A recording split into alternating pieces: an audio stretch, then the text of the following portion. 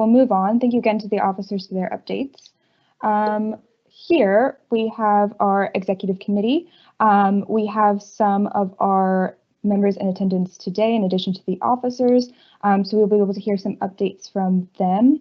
To start off, we will begin with our campaign reps, and it looks like our first campaign rep that we have today is our BME rep from Chelmsford, Olubenga. Olubenga, are you happy to give an update to the wider student group? Let me just, if you just unmute yourself. Yeah. Hello, good afternoon. Really, I've not really been able to do much, but at the moment, discussing with Fatima, I think, with regards to the Black Lives Matters movement and how to coordinate things and how to discuss about it and sensitize the students about it. The challenge at the moment is reaching out to the to the students, because we are not all on campus, and I asked you the other day for a platform where I can actually demand, where I can actually ask as many that are in that group to notify, so that we can have a kind of discussion to know what kind of program to put in place, because I don't want to go on with a campaign just the one I like. I want it to be inclusive, what the students want. So I need a kind of platform where I can ask the student, what exactly do you want, so that we now go on and carry it out together. A kind of co-production, the kind of things we do together, not only something done by me. Thank you. Thank you for that update. And again, if anybody wants to get in touch with any of our executive committee members, their email addresses are always available on the website at angliastudent.com/representation. So you can get in touch with them to raise any concerns that you have or to get involved with their campaigns. I believe the next campaign rep that we have in attendance today is Izzy, our women's rep from Cambridge. Hiya, yes, I'm Izzy Woodcock and I am the women's rep for Cambridge. So my main campaigns that I've been sort of working on, which are ongoing this semester, is the student campaign on sexual violence. So as a part of this, me and Carla, the Chelmsford rep, so we've been doing sort of cross campus for this, are kind of looking at the ways in that the uni actually supports survivors of sexual assault, students within the uni, and what they do about this. And we found that there needs to be better signage to these resources, because they do exist. So we're still working on that. And we're also going to do a sexual violence awareness week in February, hopefully. The dates are to be confirmed. And we're meeting with a charity called AVA in December to do a workshop on this. And then my other campaign that I'm starting to run now with the LGBT and trans rep is about trans feminism. So I've been waiting for them to be elected so I can now finally plan that. So we're planning to sort of maybe have some discussions or articles around what trans feminism is and how trans women have been treated differently and discriminated against. And then so I guess my next things for next semester, I'll just go over quickly, which is Women's Week, which I'm planning in March. And then also importantly, Women in Faith. So you can actually be seen as less of a feminist if you are religious and a woman, which I think isn't great. So I'm planning on creating a community of women of different faiths and sort of sharing each other's faith. So yeah, that's what I've got planned and what I've been doing. Thank you very much for that update, Izzy. Once again, if anybody has any questions for any executive committee members, please put that in the Q&A. Next up, we will hear from some of our faculty reps in attendance. So I see first we have Christina. So Christina, would you like to give your quick update? Yes. Hi, everyone. I just want to start by saying that I'm very nervous and I just wanted to put it out there. Second, I have been working on 2 campaigns. The first one was about timetabling. I know this has been a huge issue in our faculty, the business and law faculty. And I just had a meeting today with the head of management, and I've raised the problem of timetabling again, saying that what happened in trimester 1 cannot repeat in trimester 2. And I've been told that we should get 70 to 80%, we should get the same timetables in terms of the days and the 4-hour blocks that we have been in trimester 1, but of course they will have to make some changes if people decide to take other modules or they go online or back to campus. But it should be almost the same.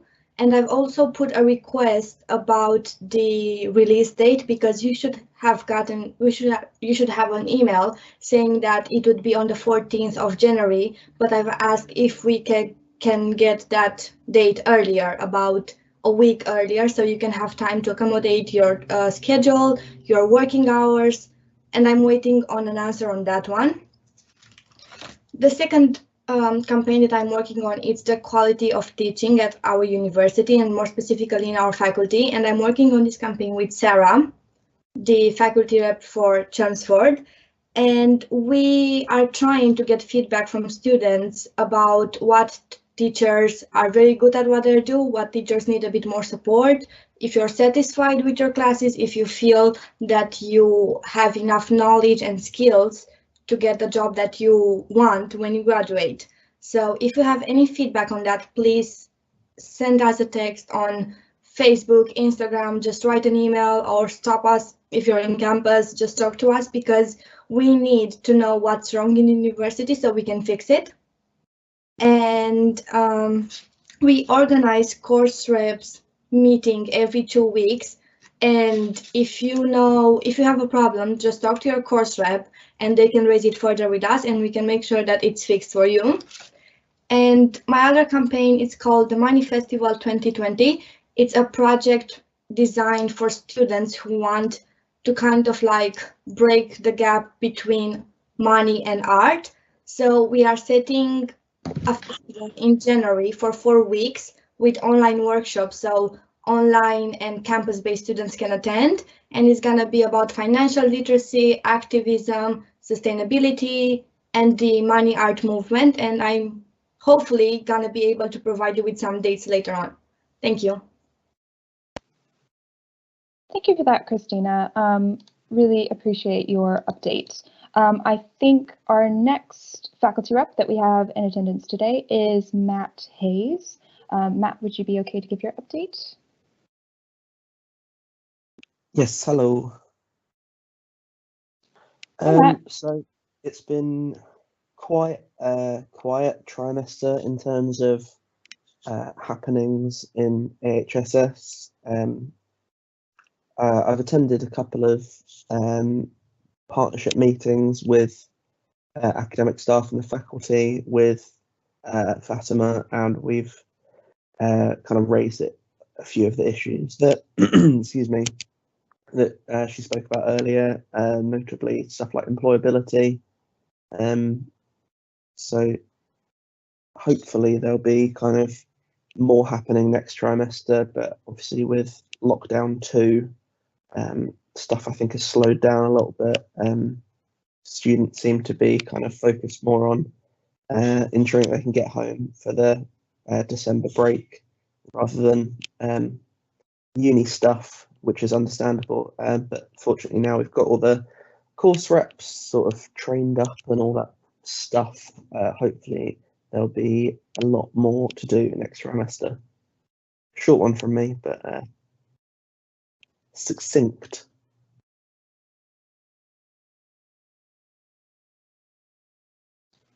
Thank you, Matt. Thank you for that update. And thank you to all the campaign and faculty reps that were here today to give their update.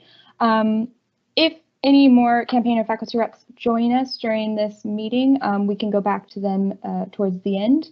But for now, we will move on to sort of our updates on the SU's policy and hear from your officers.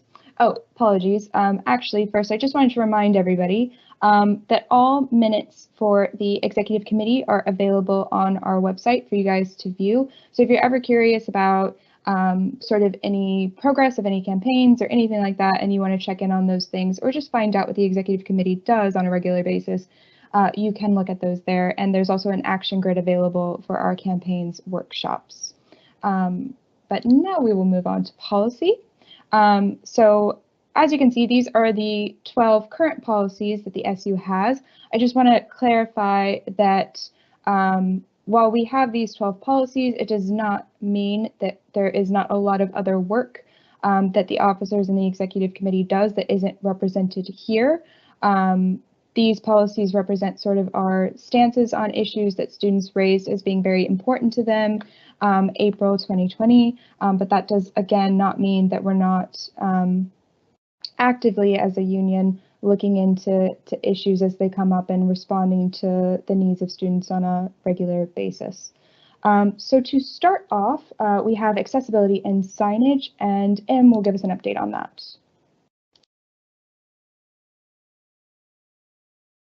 Perfect, thank you. So this policy is about increasing accessibility and awareness for the challenges that some students and potentially staff face having access to their education, access to the facilities they need, and access to the support services that they might need. This policy, I feel, has been significantly impacted by the pandemic. It's the change in the mode of study, the change in delivery has introduced a lot of new challenges. So the policy itself, not that it's not relevant, but it's the sort of criteria points have changed to focus on. So things like having access to software, having access to online support services, that's all become really significant issue at the moment. So the sort of accessibility audit as well, we've faced a lot of the university have had all their grants frozen, so and the staff availability is different this year. We're in a different situation, and some of the policy actions have been quite difficult to complete. So for example, it's quite difficult to get 24/7 access to buildings when that's not necessarily safe to do so, or when we're in a lockdown. Some of the actions have been completed, some of the recommendations, union resolves points have been completed, so like the SU pledge has been completed, and I'm currently in conversations about remodelling the accessibility training available to staff and including the training for students. So it's still ongoing and a priority alongside the more reactive element of quick solutions to access to the access issues that come up. Yeah, I feel like that's sort of where it's at the moment. But it's still ongoing, it's more reactive now, I suppose. Back to you, Rachel. Thanks, Em. I think next is Avinash for an update on drug harm reduction.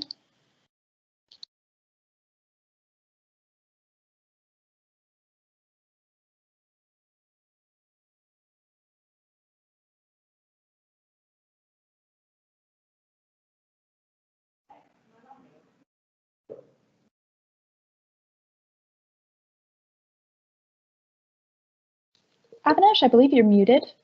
If you could unmute yourself. Sorry for this.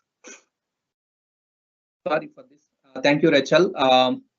Drug harm reduction is the policy is about reducing the harm that drugs cause and holistic support to students by providing access to drug checking kits, support from the advice service, and dangers of drugs and combinations from harm reduction charities to reduce the risk harm of or death caused by drugs, and where we are at this policy at this point.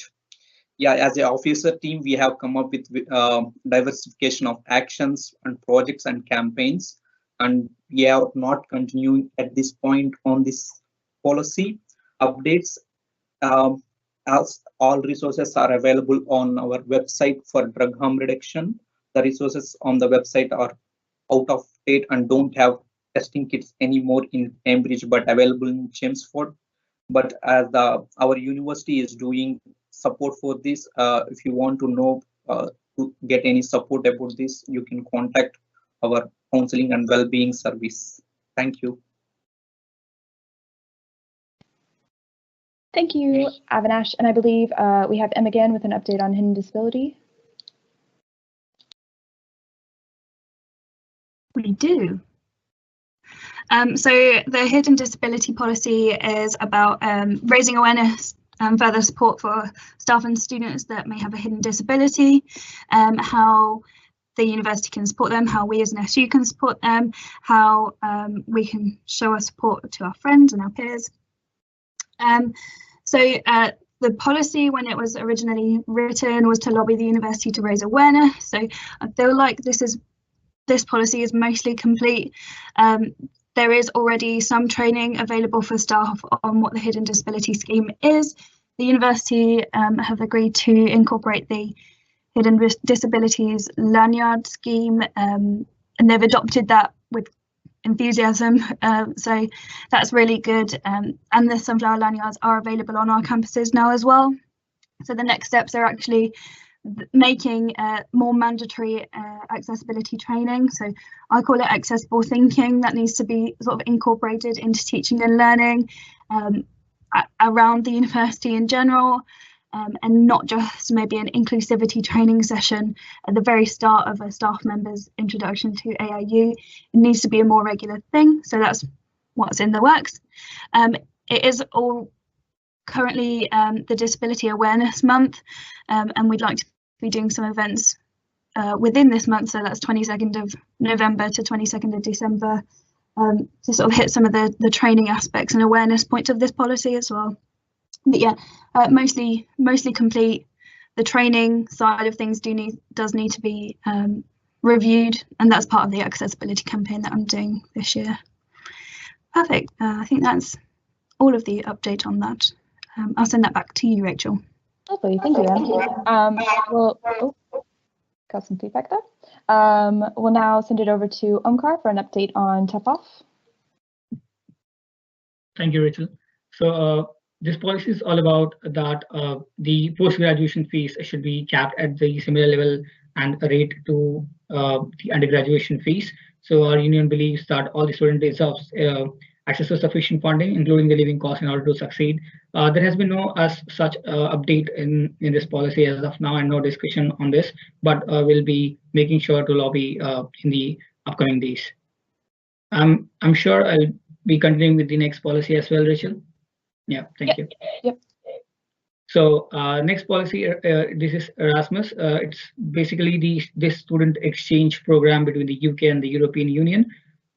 This program provides students who would not normally be able to undertake placements abroad or either work or study.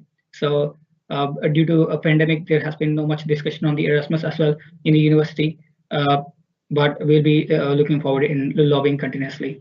Thanks. Thank you for that update, Omkar. I think next we have Avinash with an update on meaningful mental health.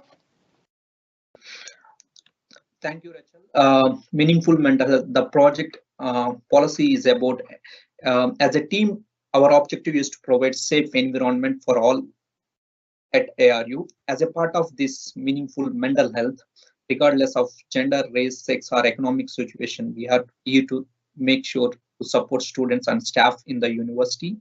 Mental health campaigns have given a clear outcomes that are benefiting students and staff and communities that relate to student mental health, giving vast and diverse student representation about the mental health and support for the students and staff in the university.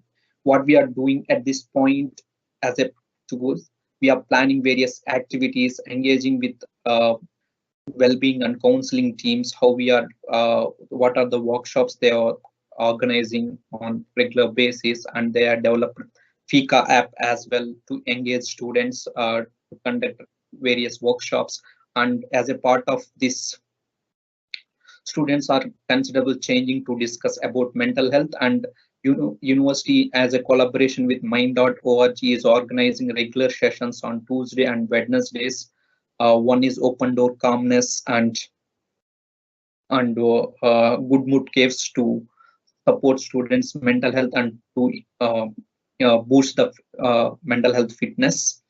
And what we are planning to do in the future, we are planning to create anonymous names for mental health sessions and diversify resources to reach students. And how can we engage students to discuss about mental health more, and more trainings for the students to discuss about mental health and increase their fitness for mental health. Thank you. Back to you, Rachel. Thanks, Avinash. Next, we have Fatima with an update. And I just want to remind everybody that if you have any questions about the policy or anything like that, please submit that to the Q&A, and we will be able to answer those for you.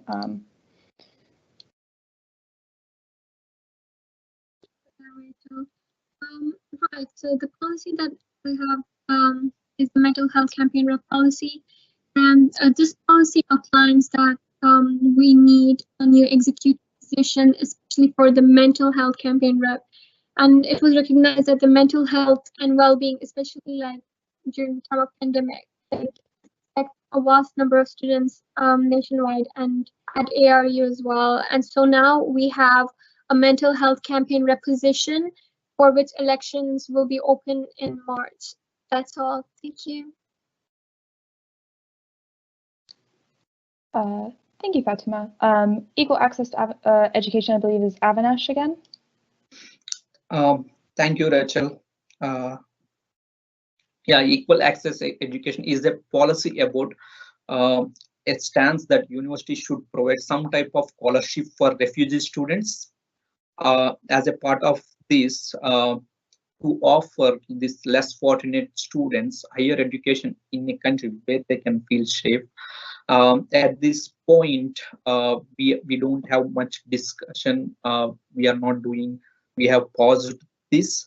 Next steps, as the university has provided hardship fund for students in this pandemic on a wider perspective. I'm not sure when this will happen in this situation. Thank you, Rachel. Okay, next up is Ria for tackling period poverty. Yes, thank you, Rachel. So this policy is aims to provide a safer environment for students and staff at ARU. We at the ARU Students Union believe that every student should have access to education and should not be disadvantaged to accessing it due to not being able to have proper products that they need. Students should not be embarrassed about their menstrual cycle, and that these products are essential to their health and hygiene. We also believe that the discussion and campaign around menstruation should be inclusive of all genders. So we have made, so what has been done so far is that we've made menstrual products freely available at the Students' Union, free of cost and easily accessible. This policy was led by Amanda last year, and she has done a fantastic work in getting these things done. We continue to follow this policy, and we will push the university to work on the recommendations and work towards this. Thank you. Back to you, Rachel. Thank you, Ria. Over to Fatima to talk about food poverty. Thank you so much, Rachel, for that. We at the Students' Union believe that your background should not reduce your ability as a student to be able to get an education, but due to various costs, students are unable to afford their living costs and as well paying for food, and that has a direct impact on their studies and mental health and well-being. So the Students' Union currently offers food bank vouchers on a case-by-case basis, and have provided food parcels for students in urgent need of support as well. Additionally, we have been monitoring that the university maintains in providing bursary aid and student hardship. So if you have a look at the university website, you can still see that there are self-isolation funds during the pandemic times and hardship funds for students in general that they can apply for whenever they want to. Additionally, we do still continue to hand out food bank vouchers to students as well. That's all. Thank you. Thank you, Fatima. Back over to Ria. Thank you, Rachel. So this policy about protecting student sex workers. So we at Students' Union believe that sex work is also a kind of work and it is a choice, and students should not be embarrassed about it. So we pledge to provide support to students, student workers to find support like local sexual health clinics. We continue to promote safe sex and to decriminalize the efforts, and keeping the concerned staff members and the students up to date with what we are doing. And we also work towards working for the students to be treated with respect and dignity. Our ultimate aim is to provide a safer environment for student sex workers, and this is not a pressing issue within the university, but we still continue to follow this policy. Thank you. Back to you, Rachel. Thank you. And last but not least, we have M. Long to talk about the sustainability awareness policy. Perfect. Thanks. Some last one from me. It's a bit of good news. So the sustainability policy is mostly complete. There are a couple of union resolves points in there that's still to do. So seeking student feedback on union activity, including questions, that's still to do. As well as that, one of the responsible futures criteria that we had was about including accreditation criteria, and they've actually been included into the sustainability strategy that we have now that the universities agreed to, which is a more useful long-term action rather than an external accreditation scheme. Otherwise, everything has been completed from the resolves point. So this is essentially just a policy on sustainability awareness, and saying that the union will be continuing to support sustainability awareness and will be actioning changes, events and activities where safe to do so, and in introducing social responsibility on sustainability, which is supported by the sustainability campaign. Yeah. Back to you, Rachel. Thank you, Em, and thank you to all the officers for their update on policy. I believe we have some questions from attendees in the Q&A. Jess, do you want to take us through some of those? Yep, it's just a few, but one of the key ones was just to check in terms of the mental health workshops and the best way to access those. Fatima, if that's all right. Thank you. Thank you so much for that, Jess. So if you want, I can always pop in a link, but you can actually have access to it via the My Anglia as well. So if you go onto My Anglia and go onto the support tab, and from the support tab, go into the Wellbeing Hub. Once you're in the Wellbeing Hub, you have like a variety of different tabs for mental health and well-being. One of them is workshops, but I've also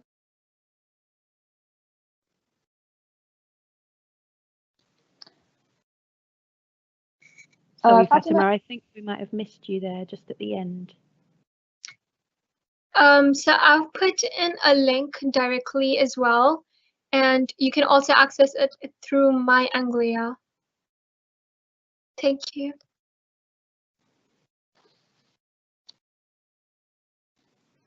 Thanks, Fatima. Jess, any more questions?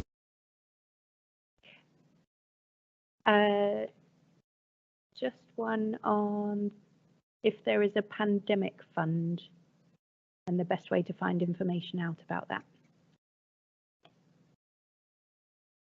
And Avinash is going to respond. Yeah, there is university is providing some type of hardship funds for the students. If you get contact Money Advice and I Center, they will help you in this, and they will direct what type of fund you can avail from the university to support your pandemic. Thank you.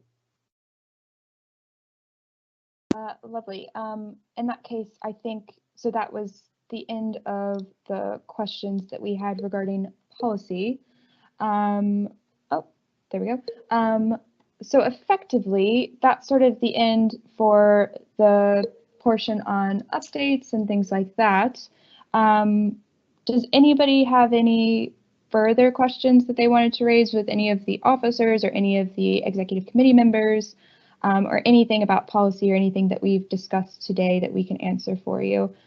We can wait for a few minutes while you guys do that, since it's actually quite early from where we projected this meeting would end.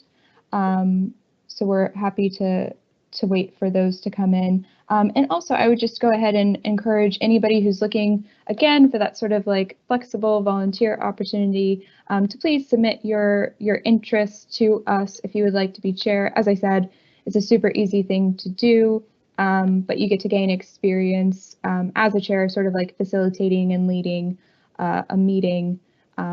And you'll, of course, have like the full support of the SU and myself behind you to do that. So if you are interested, please do let us know.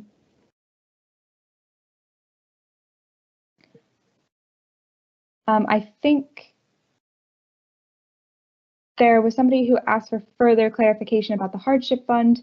I believe Fatima included a link for students to access money advice service, which has more resources about how you can access the hardship fund at this point in time.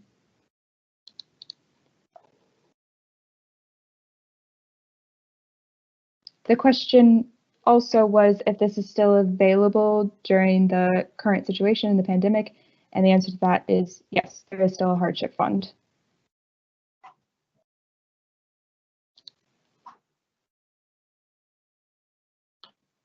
Do any of the officers or executive committee members want to say something or respond to any of the questions that we've seen or heard today?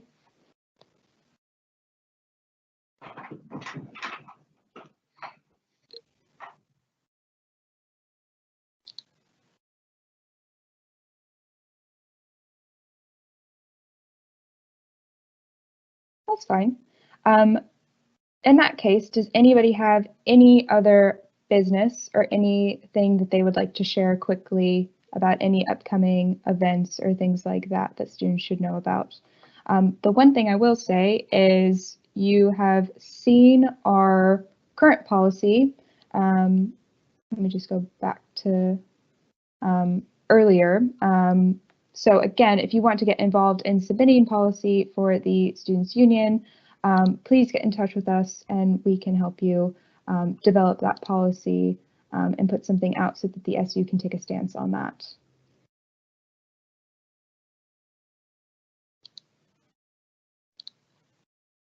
If that is it, then I think we can go ahead and end it there. Once again, if you are interested in being a chair, please get in touch to volunteer for that. We would really, really appreciate your support with that. My email is up there, so if you do have any further questions after the meeting, or if you do want to become the chair but weren't able to put it in the Q&A, please do let me know. Thank you so much for attending this meeting today, and I just wanted to say a huge thank you and well done to all of the officers and all of the executive committee members who were able to attend and provide a verbal update today. I have published a written update from our HIMSS faculty rep and Chelmsford Imogen Lay, so that is available to view there. In the meantime, I hope you all have a very lovely rest of your afternoon and enjoy the rest of your studies this trimester. Thank you so much.